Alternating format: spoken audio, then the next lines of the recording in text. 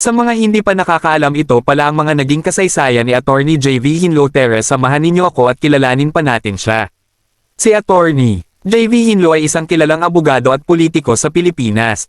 Ipinanganak siya noong ika-20 ng Abril taong 1971 at nag-aral ng batas bago pumasok sa politika.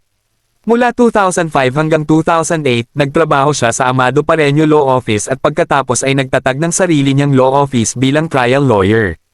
Noong 2016, naging Undersecretary siya ng Department of the Interior and Local Government (DILG), at mula noon ay hinirang na direktor ng Land Bank of the Philippines noong 2017.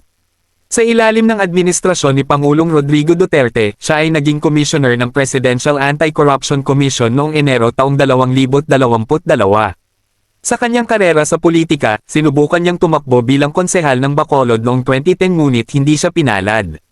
Sa kabila nito, patuloy siyang aktibo sa mga partido politikal at naging Deputy Secretary General para sa Visayas ng Partido Demokratiko Pilipino, PDP Laban, noong Disyembre taong 2023.